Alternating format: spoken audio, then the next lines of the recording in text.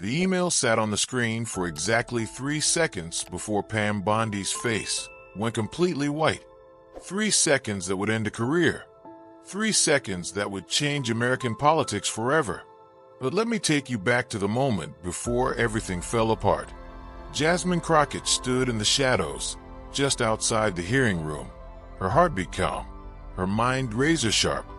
Through the monitor mounted on the wall, she could see Pam Bondi at the witness table, smiling that confident smile, telling the committee with absolute certainty, "Democrats have been lying to the American people for years, and nobody has the courage to challenge me with actual facts." The cameras loved that moment. Bondi's perfectly styled appearance, her commanding voice, the way she looked directly into the lens as if daring anyone to prove her wrong. Republican committee members were nodding. The room felt like another easy victory for the former Florida Attorney General. But Bondi had made one critical mistake. She didn't know that Congresswoman Jasmine Crockett had spent the last 3 weeks doing something politicians rarely do anymore: actual homework. Not just reading talking points, not just preparing sound bites. She had built a case, document by document, fact by fact, and most importantly, she had found something Bondi never thought anyone would discover. The committee chairman's voice cut through the room. The chair now recognizes the gentlewoman from Texas, Miss Crockett, for 5 minutes of questioning. Crockett walked to her seat, not rushed, not aggressive, just calm, methodical.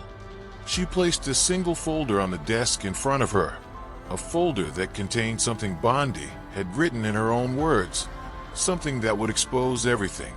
The silence in that room was electric. Crockett looked up, made direct eye contact with Bondi, and said in a voice that was steady as stone, "Miss Bondi, you've made some very bold claims today. I have evidence here that will prove every single one of them false. But more than that, I have proof that you knew they were false when you said them. So my question is simple. Are you prepared to explain yourself to the American people?"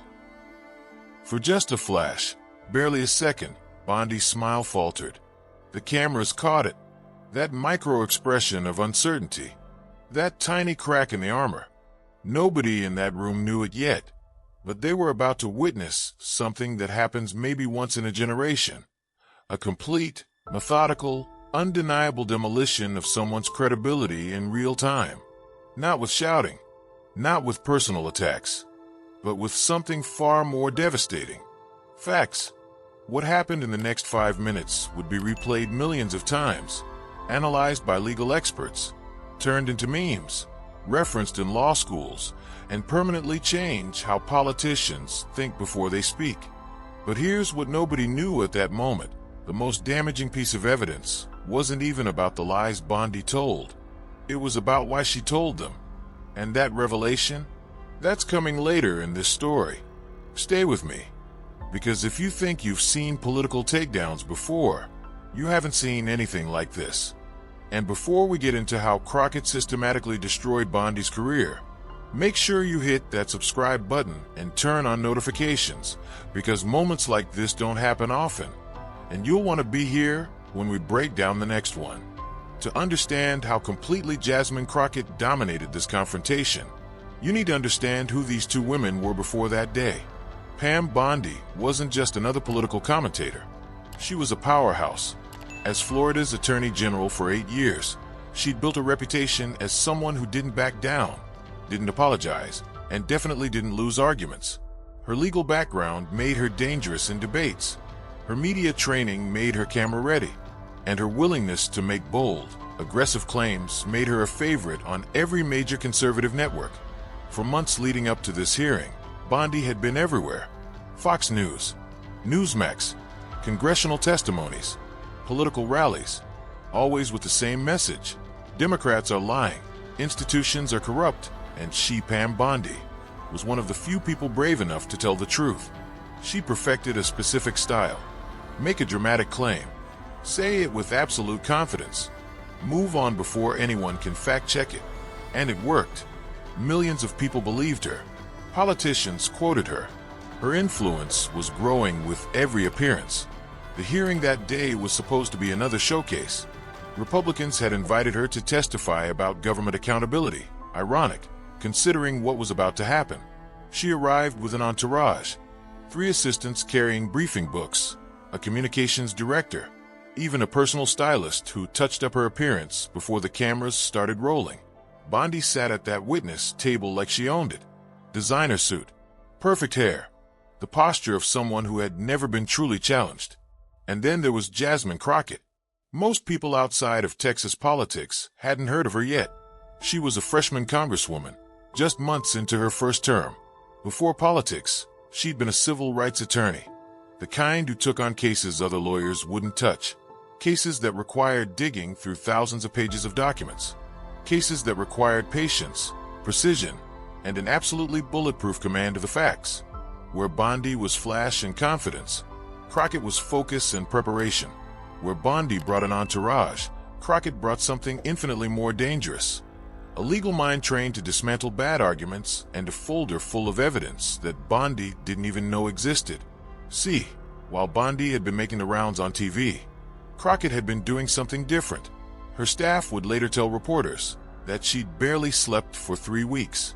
Every night after congressional sessions ended, she'd return to her office and work until 2, sometimes 3 in the morning, reading transcripts of Bondi's interviews, cross-referencing her claims with official data, building not just a rebuttal, but an airtight prosecution. One staffer described it this way. It was like watching a trial attorney prepare for the biggest case of her career. Every claim Bondi had made, every single one, Congresswoman Crockett tracked down the actual numbers. She didn't want to just say Bondi was wrong. She wanted to prove it beyond any shadow of doubt. And here's what made this moment so significant. Bondi had been spreading misinformation that was actually affecting policy. Her claims about crime rates were being cited in legislation. Her statements about election fraud were influencing voting laws. Her testimony that day wasn't just political theater. It had real consequences for millions of Americans. The stakes couldn't have been higher. When Crockett got her 5 minutes to question Bondi, everyone in that room expected the usual back and forth. Some partisan jabs, maybe a heated exchange. Then everyone moves on. Nobody expected what was actually about to happen. As Crockett arranged her materials, there was this moment. You can see it in the video if you watch carefully, where she glanced at Bondi, and there was something in her eyes. Not anger, not even satisfaction, just the calm certainty of someone who knows exactly what cards they're holding. Bondi, meanwhile, was ready with her standard playbook. She'd faced tough questions before. She knew how to deflect, how to pivot, how to run out the clock with long answers that didn't actually answer anything. But she'd never faced someone like Jasmine Crockett, and she'd definitely never faced someone who had obtained a copy of her private email, the one where she admitted, in her own words, that she knew the data didn't support what she was about to say on national television. That email. We're getting to that, and when you see what it said, you'll understand why Bondi's career was over the moment Crockett revealed it. But first, you need to see how Crockett systematically destroyed every single claim Bondi had made, one by one, with surgical precision. The confrontation is about to begin. And trust me, if you're enjoying this breakdown of how preparation beats confidence, how facts beat fiction, then you'll definitely want to drop a like on this video. It helps more people discover stories like this. Stories about real accountability in action. Now, let's watch how a 5-minute questioning turned into a masterclass in evidence-based destruction. Thank you, Mr. Chairman. Crockett's voice was calm, professional, not aggressive, but absolutely firm. Miss Bondi, I've been listening very carefully to your testimony today, and I have several questions about the specific claims you've made. Bondi nodded, her confidence still intact. Of course, Congresswoman. I'm happy to clarify anything you didn't understand. Did you catch that? Anything you didn't understand. The subtle condescension. Several people in the room noticed it.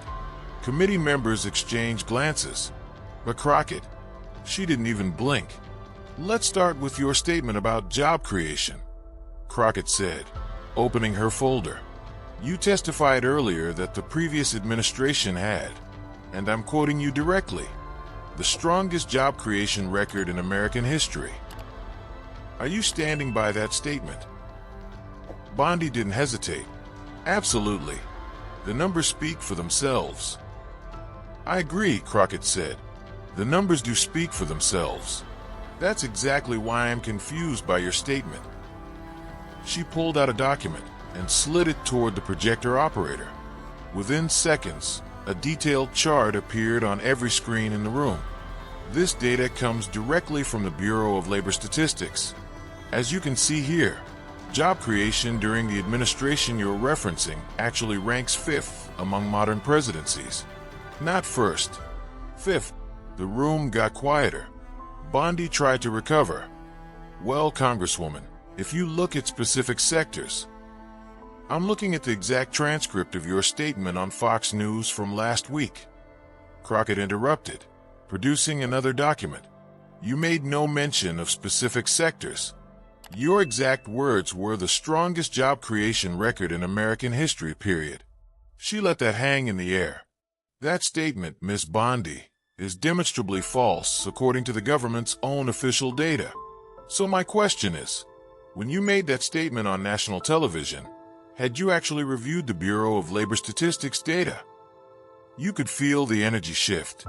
This wasn't typical congressional questioning. This was precise, methodical, like watching a prosecutor build a case, brick by brick. Republican committee members started shifting in their seats. This was someone methodically dismantling claims with official government data. Bondi's face tightened. She could feel control slipping. Actually, let's look at your second major claim, because we don't have much time, and I have quite a bit to cover. The way she said that, quite a bit to cover, sent a ripple through the audience. You also testified today that crime rates skyrocketed under Democratic leadership in major cities. Do you remember saying that? Yes, and it's true. I have here. Crockett interrupted, and another document appeared on screen. The FBI uniform crime reports for the past decade.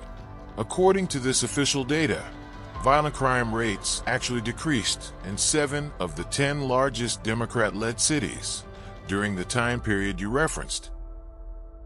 Another murmur rippled through the room. Bondi tried to interject. If you're cherry-picking certain statistics, these aren't cherry-picked, Miss Bondi. Crockett's voice was sharp now. These are the comprehensive official crime statistics that law enforcement agencies themselves compile and report. So let me ask you directly. Are you suggesting that the FBI is publishing false data? And there it was. The trap. If Bondi said yes, she'd be questioning federal law enforcement, agencies her own party supports. If she said no, she'd have to admit her claim was false. Bondi's face flushed. She glanced toward the Republican members, clearly hoping someone would intervene. But they were silent, stunned by what they were watching. And Crockett, she wasn't even close to done, because what she was about to reveal next would take this from a political debate to potential criminal territory. The most serious claim Bondi had made was about to be completely destroyed. If you're finding this breakdown compelling, drop a comment below telling me what you think. Should more politicians be held to this standard of accountability? I read every comment, and I want to hear your thoughts. Now, let's talk about election fraud, because this is where things got really serious. Before you can formulate a response to that, Crockett said, not giving Bondi even a second to regroup, let's move to what I consider the most troubling claim you made today. The tension in the room became palpable. You could almost feel everyone lean forward slightly. You stated, and again, I'm quoting you directly, that there were thousands of verified cases of election fraud in the last presidential election. Is that what you said? This was dangerous territory. Election integrity, voting rights, the kind of topic that had already divided the nation, sparked investigations, and led to numerous lawsuits. Bondi seemed to sense she needed to be careful here. Congresswoman, there were serious irregularities. Miss Bondi, I asked a specific question. Did you state that there were thousands of verified cases of election fraud? Yes or no? There were significant concerns. Yes or no, Miss Bondi? The room was completely silent now. Yes, I said that, and I stand by it. Crockett nodded slowly. Then she reached into her folder and pulled out what appeared to be a substantial stack of documents. I have here the official election reports from all 50 state election officials, including, I should note, those from states with Republican governors and Republican secretaries of state. Every single state, every single official report. She held up the stack so everyone could see how thick it was. These reports detail every investigation into alleged election fraud, every case that was examined, every outcome. This isn't partisan analysis. This is the official record from the people who actually run elections in this country. She paused, letting the weight of that sink in. According to these official reports, the total number of verified election fraud cases nationwide was 74. Not thousands. 74. And of those 74 cases, only 12 were determined to be significant enough to potentially affect any outcome. And every single one of those 12 involved local races, not the presidential election. The implications were staggering.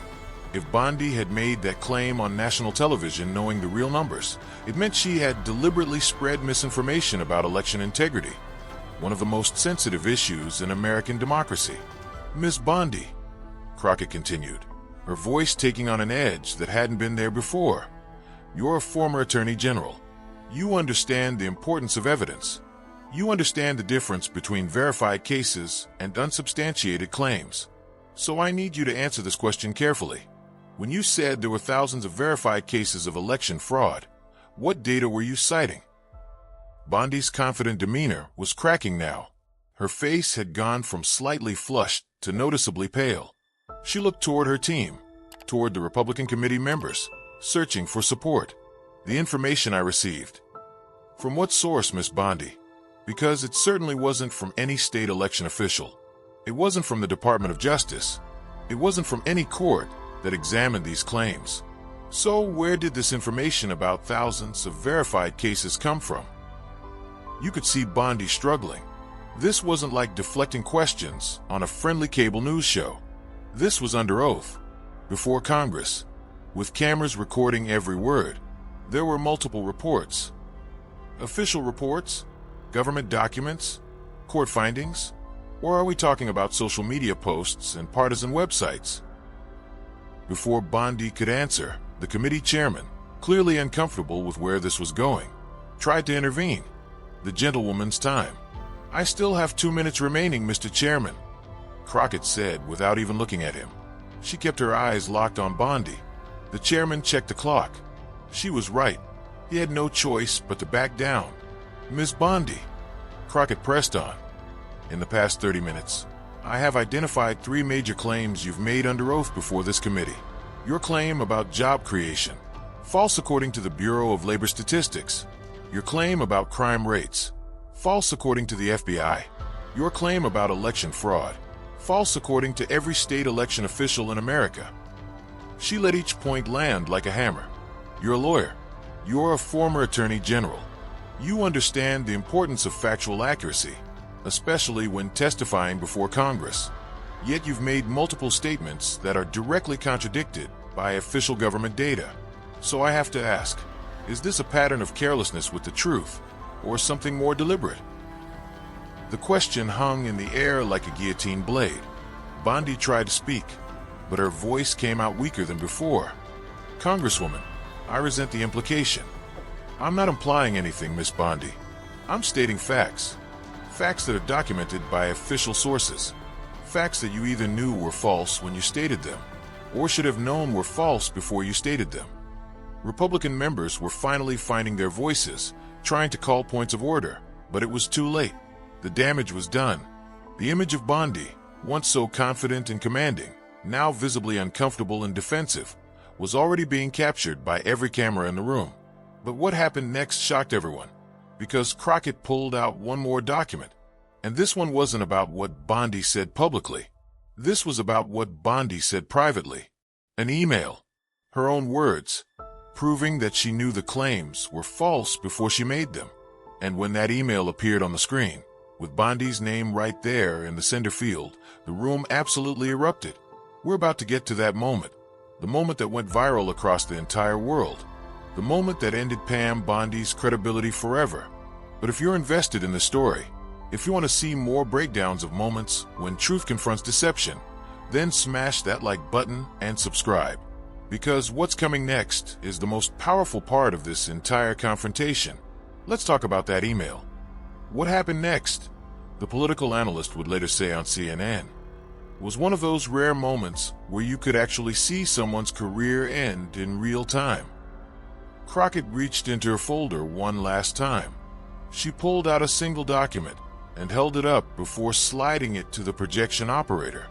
Miss Bondi, I want to show you something, and I want you to confirm whether or not this is authentic. An email appeared on every screen. The header was clearly visible. The sender, Pam Bondi. The date, March 15th of the previous year. Bondi's face went white. Not flushed, not pale. White, because she knew exactly what email that was. Miss Bondi, Crockett said, her voice steady. Can you confirm that this is an email you sent? Bondi stared at the screen. Her mouth opened slightly, but no words came out. Crockett continued. I'll read the relevant section aloud. In this email, you wrote, and these are your exact words. The data doesn't support our narrative, but let's go with the talking points anyway.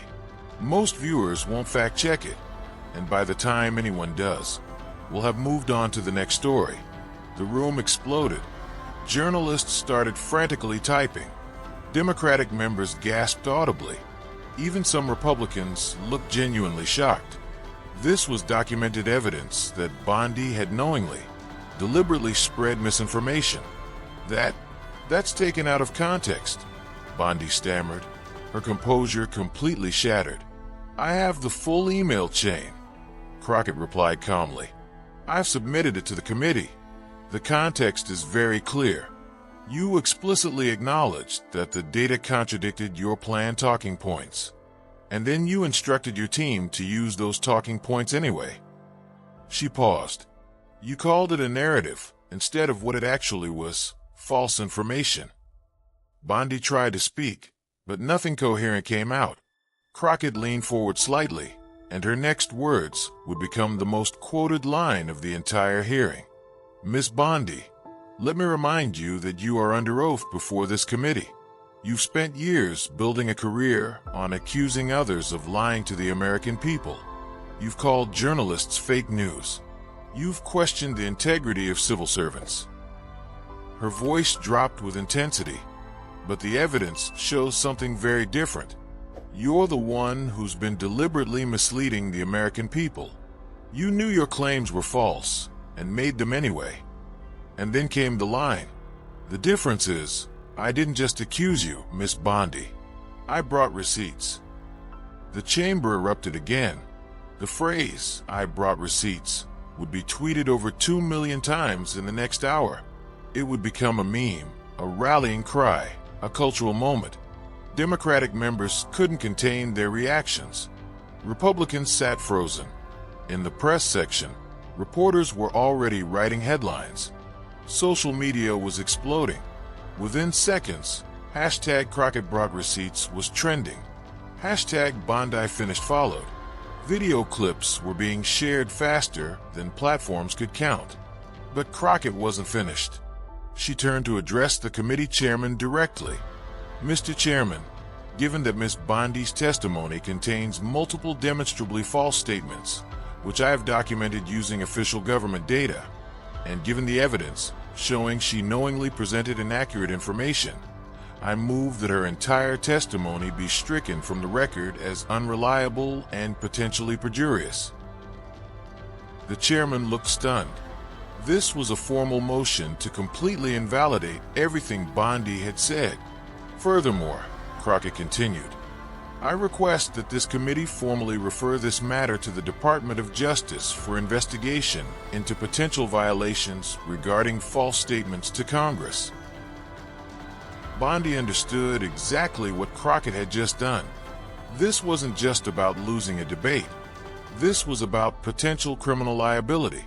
Republican members finally found their voices, calling out points of order, but it was too late. The image was already seared into everyone's mind. Bondi, once so confident, now sitting silently, visibly shaken, caught in her own words. Crockett used her final seconds perfectly. Miss Bondi has spent years accusing Democrats of lying to the American people. Today, the American people have seen where the real deception lies. And unlike many of Miss Bondi's claims, what I've presented today isn't partisan rhetoric. It's documented fact, verified by official sources, including Miss Bondi's own written words. The gavel came down. The gentlewoman's time has expired. In just 5 minutes, Jasmine Crockett had systematically destroyed Bondi's credibility using nothing but evidence and Bondi's own words. What happened next was unlike anything Washington had seen in years.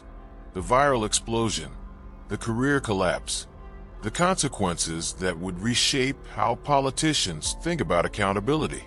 If you're still watching, if this story has you thinking about truth in public discourse, leave a comment below. What's your takeaway? And hit that subscribe button, because we're about to break down the aftermath, and it's even more dramatic than you might expect. The next few hours would change everything. The committee chairman called a 15-minute recess, and the room immediately descended into controlled chaos. Bondi was surrounded within seconds by her team, their faces grave, their voices urgent but hushed. She kept shaking her head, repeatedly saying something that reporters couldn't quite hear. Her communications director was frantically scrolling through her phone, and you could see the exact moment she realized just how badly this was going viral. Her face went pale, and she showed the screen to Bondi. Whatever Bondi saw there made her close her eyes for a long moment. Outside the hearing room, in the hallways of Congress, journalists were practically running to find quiet spots to file their stories.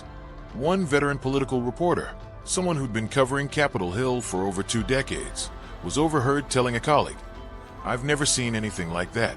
That wasn't politics. That was a prosecution." Crockett didn't just challenge Bondi's claims. She built an airtight case that Bondi committed perjury. But the real explosion was happening online. Within the first hour, the video of Crockett's questioning had been viewed over 5 million times. By the end of the day, that number would exceed 50 million. The clips were everywhere. Twitter, Facebook, Instagram, TikTok, Reddit, YouTube. Different moments were being shared for different reasons. Some people were sharing the job creation takedown. Others were focused on the crime statistics exchange. But the clip that went the most viral, the one that would be watched over 100 million times in the next week, was the "I brought receipts" moment. The phrase itself became instant cultural currency. Within hours, there were memes showing Crockett as various movie characters delivering devastating blows. Crockett as Thanos snapping her fingers. Crockett as Batman standing over a defeated villain. Crockett as various courtroom prosecutors from famous films. But this wasn't just entertainment. The hashtags told a different story. Hashtag Crockett brought receipts trended #1 worldwide for 6 hours straight. Hashtag Bondi finished reached over 10 million tweets. Hashtag receipts don't lie became shorthand for any well-documented takedown. News networks scrambled to adjust their coverage. What had been scheduled as a routine political hearing had become the biggest political story of the month. Churns appeared across every major network. Bondi exposed in congressional hearing. Crockett's evidence silences former AG. Email reveals deliberate misinformation. Perjury investigation possible after heated testimony. Cable news spent the entire evening dissecting every moment. Legal analysts explained the potential criminal implications of lying to Congress.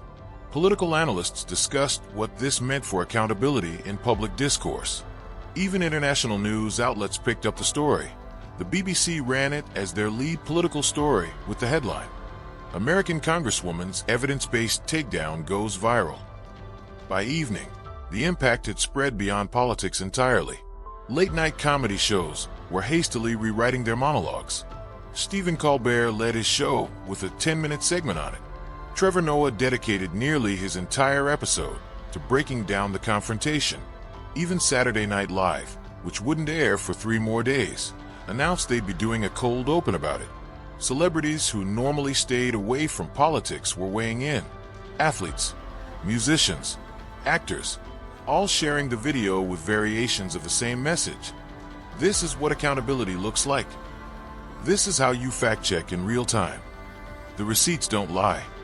The phrase, "I brought receipts," was already appearing on t-shirts by that evening. Merchandise sellers on Etsy and Amazon were racing to capitalize on the moment. Coffee mugs, posters, phone cases, all featuring either the quote or images from the hearing. But beneath the memes and the merchandise, something more significant was happening.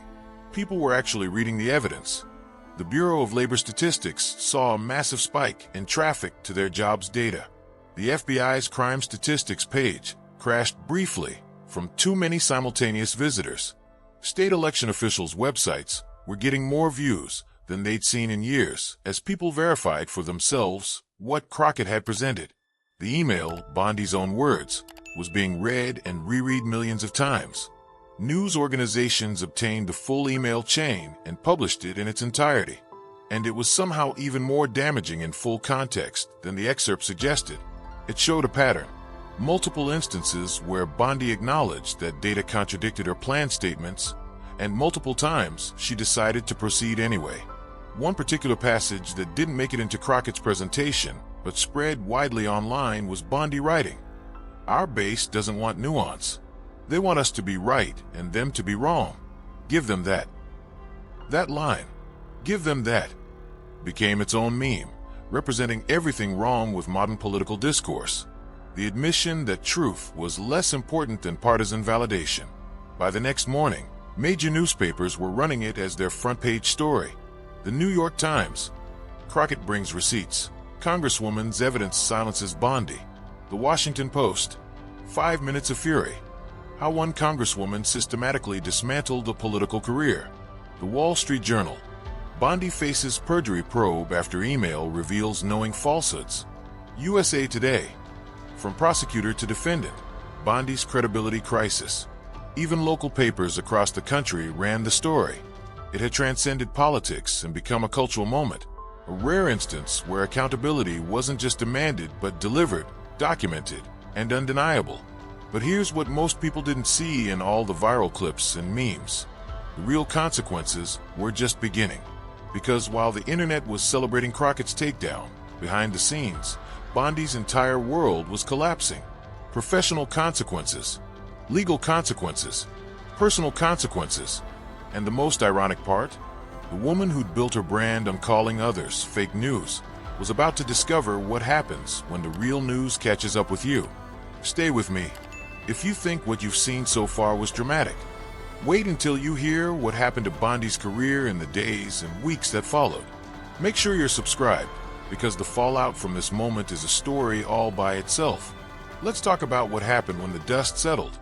The first concrete consequence came exactly 72 hours after the hearing. A prestigious law school in Virginia, one that had invited Pam Bondi to lecture on ethics in public service, quietly sent an email withdrawing the invitation. The official statement cited scheduling conflicts. Nobody believed that for a second.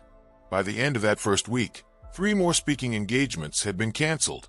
A conservative think tank removed her from an upcoming panel. A legal conference uninvited her from their keynote. Each time, the explanations were diplomatic. Each time, everyone knew the real reason. The media outlets that had made Bondi a regular fixture found themselves in an impossible position. Fox News kept her scheduled for her regular Friday appearance. The backlash was immediate and fierce. Viewers flooded social media. Why are you giving airtime to someone who admits to knowingly spreading false information? That Friday appearance was her last regular spot on the network.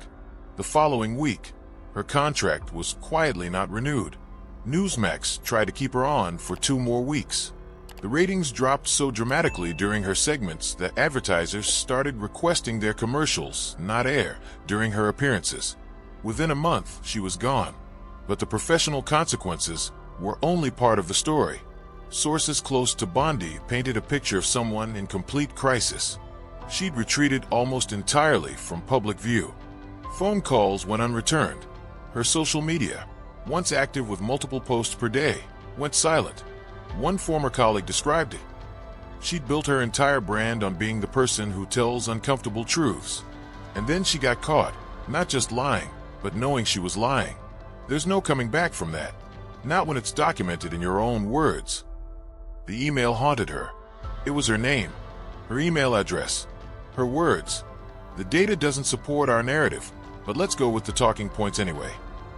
That one sentence destroyed years of carefully constructed credibility. And then came the legal consequences. 2 weeks after the hearing, the Congressional Committee voted, in a surprisingly bipartisan decision, to refer Bondi's testimony to the Department of Justice for investigation into potential perjury charges. Legal experts noted that such referrals rarely result in actual prosecution. But here's what made Bondi's case different. Crockett had provided the evidence of knowledge and intent. The email proved Bondi knew her claims were false. Former federal prosecutors appeared on news shows. This is one of the rare cases where a perjury referral might actually lead somewhere. The evidence is unusually strong.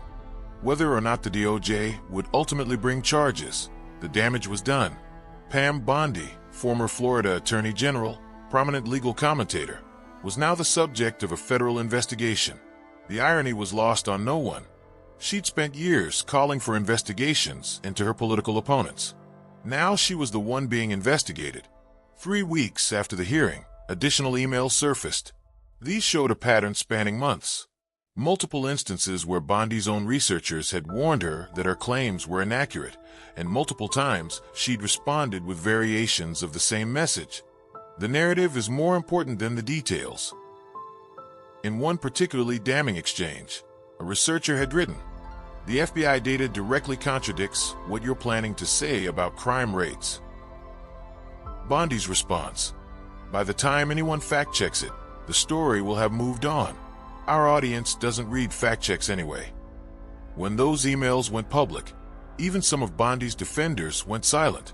A month after the hearing, the Florida bar announced they were opening an ethics investigation.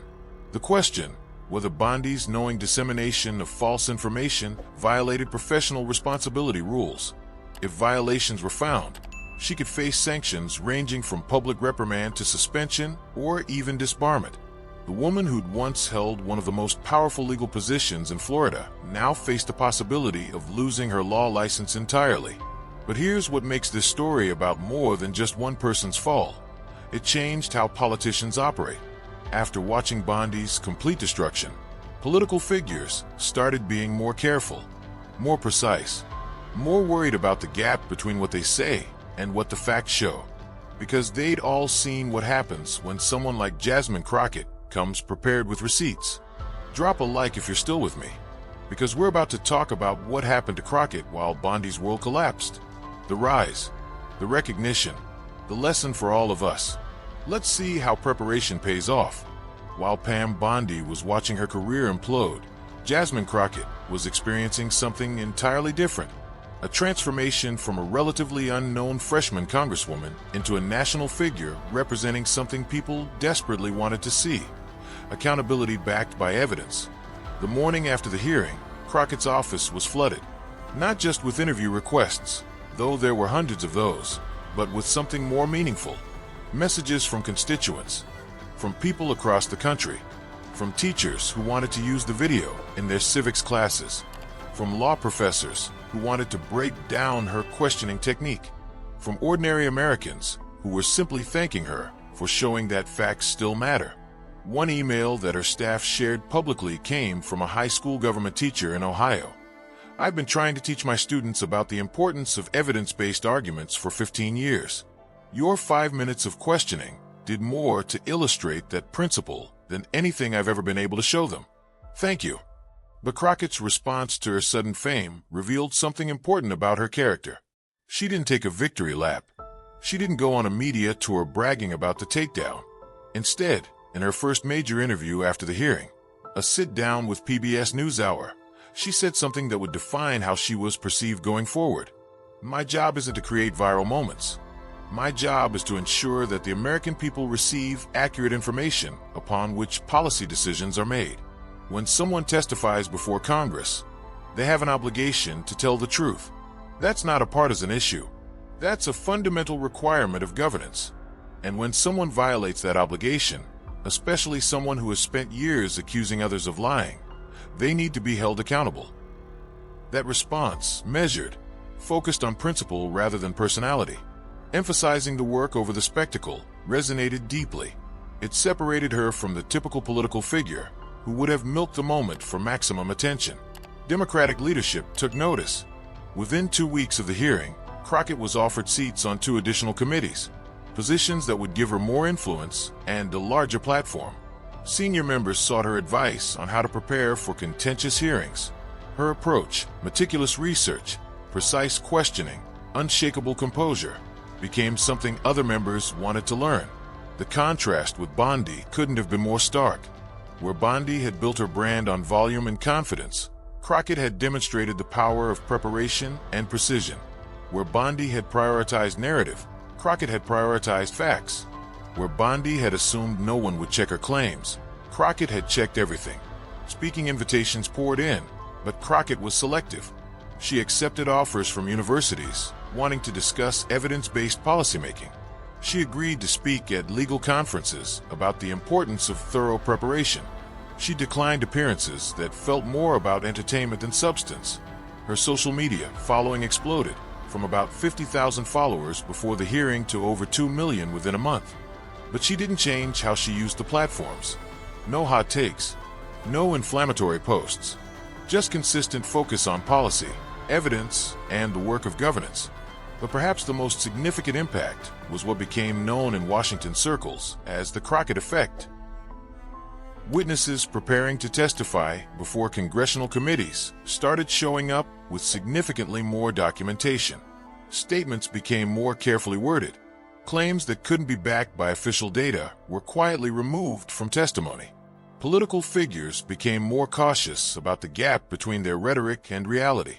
Congressional staffers started whispering a warning to their bosses before contentious hearings. Remember what happened to Bondi. Assume someone has done their homework. Assume someone has receipts. The phrase, bringing receipts, entered the political lexicon permanently. It became shorthand for coming to a debate or confrontation with undeniable evidence. Other politicians started using it. I'm bringing receipts to this discussion became a way of signaling that you'd done thorough research and weren't bluffing. 6 months after the hearing, a political science professor published an analysis that was widely shared in academic and political circles. The conclusion was striking.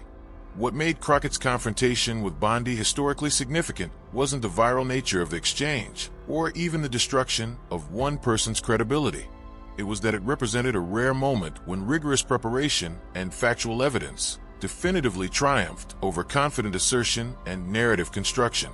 In doing so, it created a new standard, or perhaps revived an old one, for political accountability.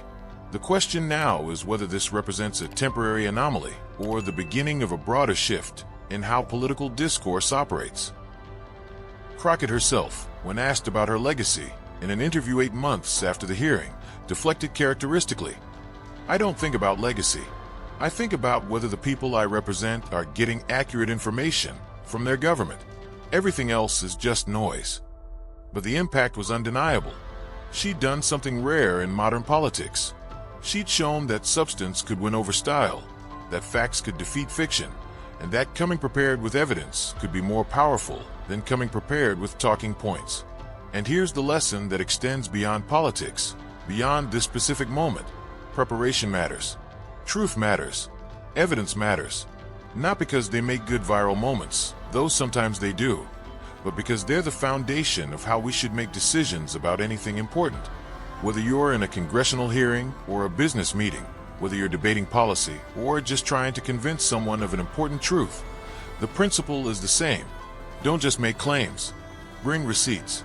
If this story has resonated with you, if you found value in seeing how thorough preparation and commitment to facts can create real accountability, then make sure you're subscribed to this channel. Hit that notification bell. because we're going to keep bringing you stories about moments when truth confronts deception, when evidence defeats narrative, when someone brings receipts. But we're not done yet. There's one more thing we need to talk about: the lasting legacy of this moment, what it means for all of us, the lesson that goes beyond politics. Let me leave you with this final thought. Here's what's easy to miss in all the viral clips and memes. This story isn't really about Pam Bondi and Jasmine Crockett. It's about something much bigger. It's about the tension between narrative and truth, between what sounds good and what is actually accurate, between confidence and competence. We live in an era where information moves faster than verification, where a confident claim can reach millions before anyone checks if it's true, where going viral is often more valuable than being right. Bondi understood that. Her email said it explicitly.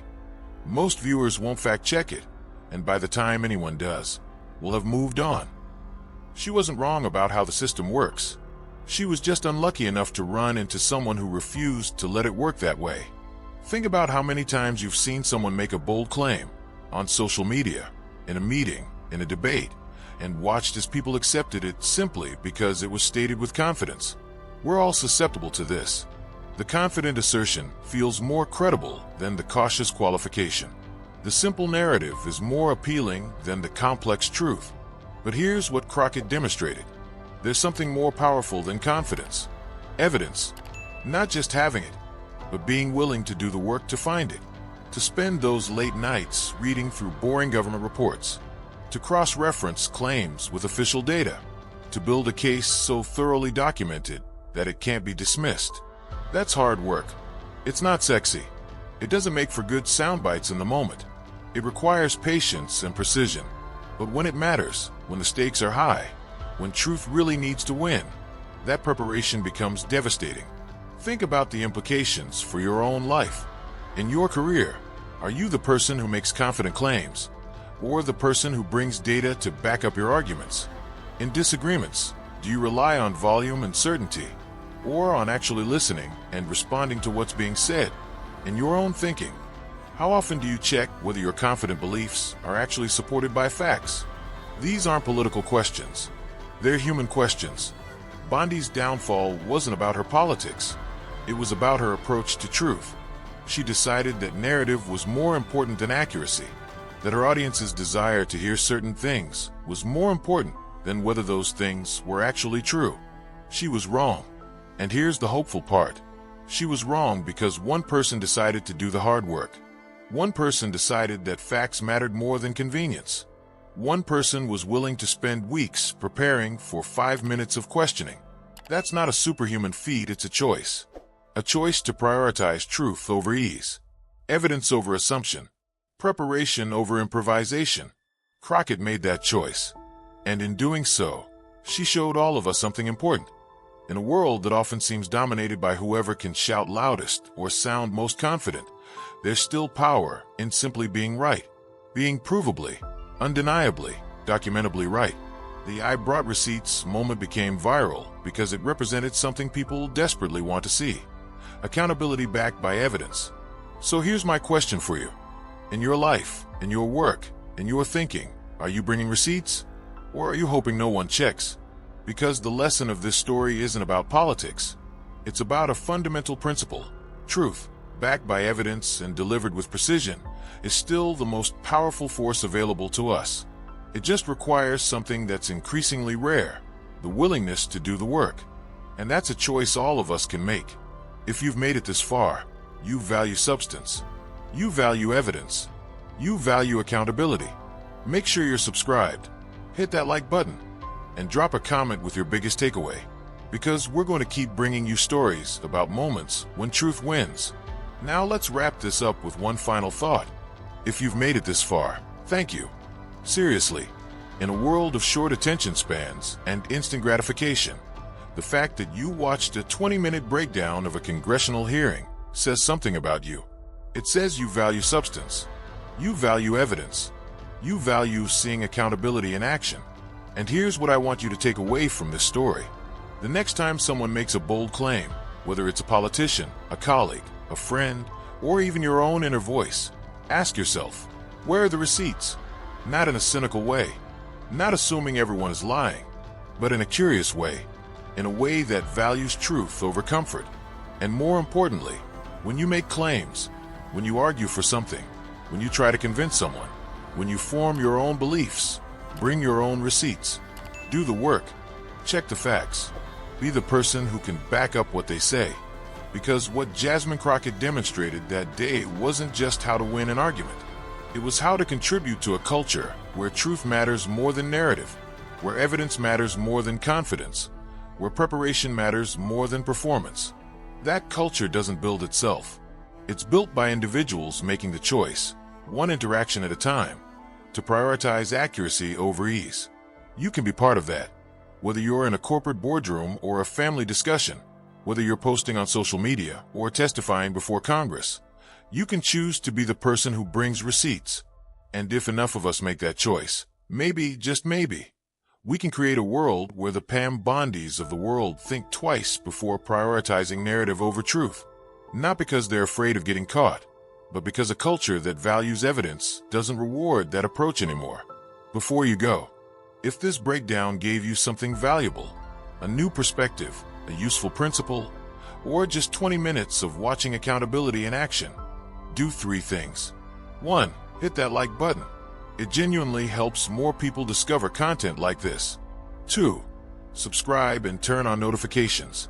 We're going to keep bringing you stories about moments when truth confronts deception, when evidence defeats narrative, when someone brings receipts. You won't want to miss the next one. 3. Share this video. Send it to someone who needs to see that facts still matter, that preparation still matters, that bringing receipts still matters. And 4.